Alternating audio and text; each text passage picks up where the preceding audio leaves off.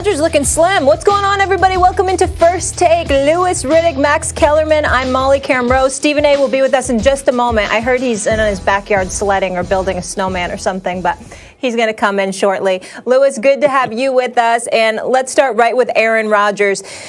You heard him. He was saying he'd love to have his third MVP here. But with that being said, Max, there's this other guy in the AFC who has only one loss. You've heard of him, Patrick Mahomes. Who is the MVP right now between those two? Is it Rodgers or is it Mahomes?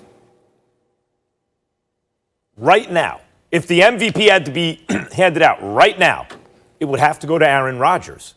And I've been on this show saying, I said before, the first time I saw Patrick Mahomes throw in the preseason, I came on the show and said, I'm going to tell my grandkids about this. It looked like Brett Favre with the arm talent, and except that he doesn't make the mistakes Favre makes. And then I went on to say, okay, this is the best quarterback I've ever seen. I thought Aaron Rodgers was, Mahomes is. Every year I think Mahomes is going to win the MVP.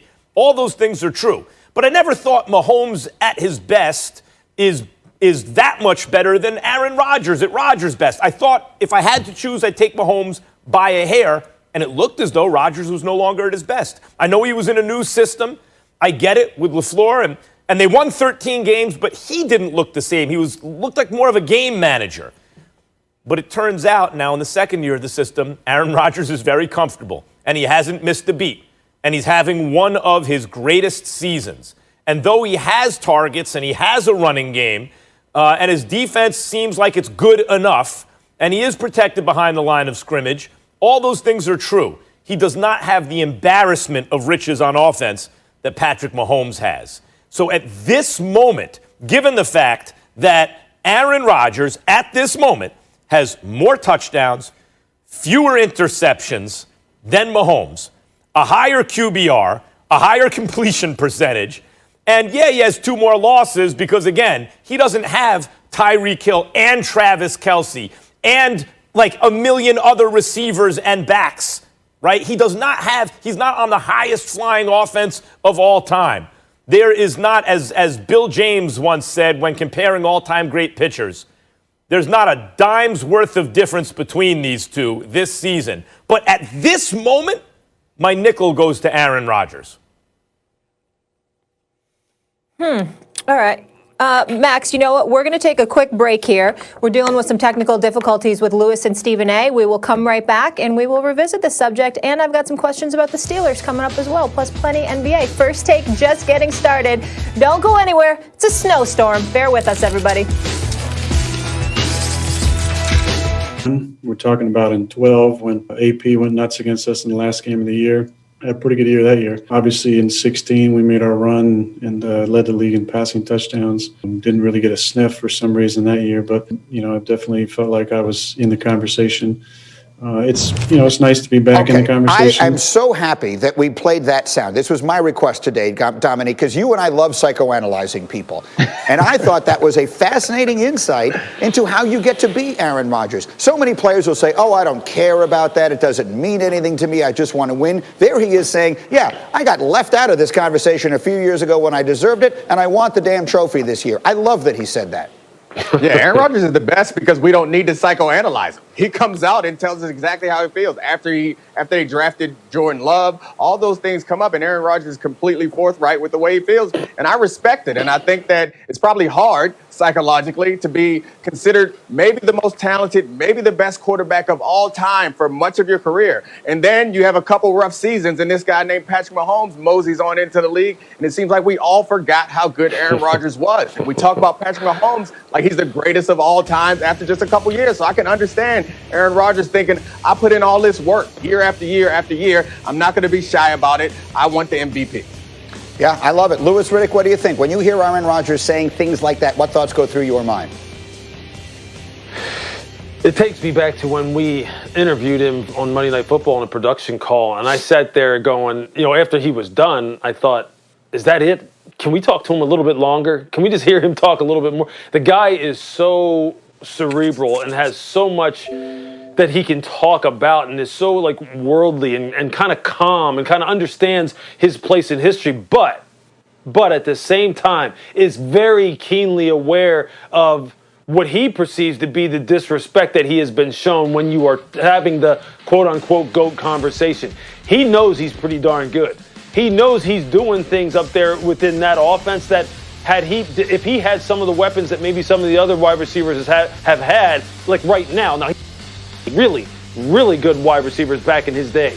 But if he had some of the weapons that some of the other people have right now, there's no telling what his numbers can be. He's aware of that. He's aware of what people are saying, although he always has that nice, calm, cool demeanor.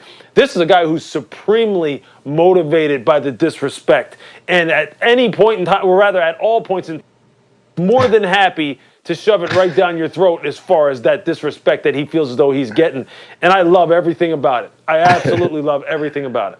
Hey, Dominique, it feels like he might as well be looking right into us and saying, nowadays everybody wants to talk like they got something to say, but nothing comes out when they move their lips, just a bunch of gibberish, and everyone acts like they forgot about Aaron. That's basically what it feels to me like he's saying. I appreciate you update your hip-hop references from Rapper's Delight to Dre. That is damn impressive. Aaron Rodgers owed you some respect for the rapping that you just did on this program. And I cleaned it up in an appropriate way as well. Super quickly, if you had to vote right now, Dominique, who gets it? Is it Aaron Rodgers or Patrick Mahomes? Yeah, yesterday I said Aaron Rodgers, and after his comments, I have not changed my mind. I'm going to stick with Aaron Rodgers, though he does have more weapons than people give him credit for. Devontae's good, Aaron Jones is good, and that offensive line protects the hell out of him. Lewis, who gets your vote? Yeah. Look, I'd give it to Patrick just because I think he's so different. But Aaron Rodgers gets the MVP of the guy who, I'll tell you what, his attitude, that's the most valuable attitude that in the NFL. I love everything about his edginess, man. I'm telling you, this guy is one of a kind, and we're gonna miss him when he's out of this league. That's for sure.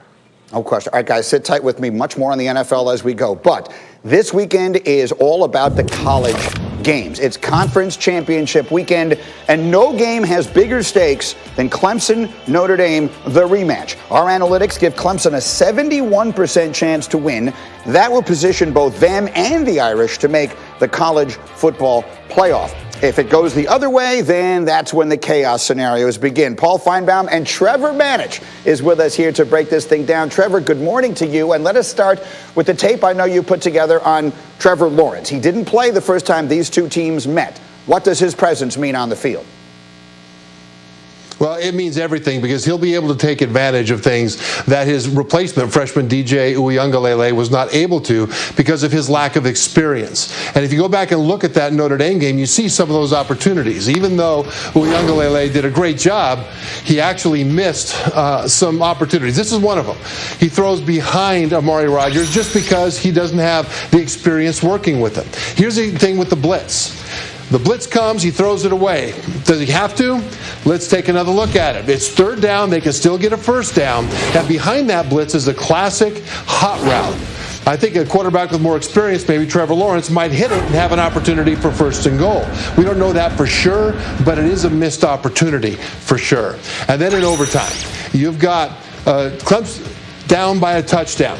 They go to their trick play. It is a fake bubble screen, and they're going to try to get two guys deep into the end zone. This is what they've been working on for this very moment, but there's no time because here comes another blitz. Quarterback needs to transition to plan B right now, and it's there for a first down.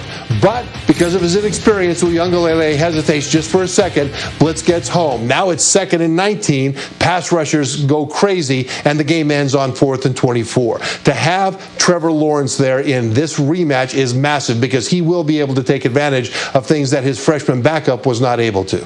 Yeah, look, it makes all the sense in the world. Everyone says he's the best player in college football. Obviously, his presence has to be very significant. So, Trevor, you were in the studio with me the week of that first game. You told me Notre Dame was going to win.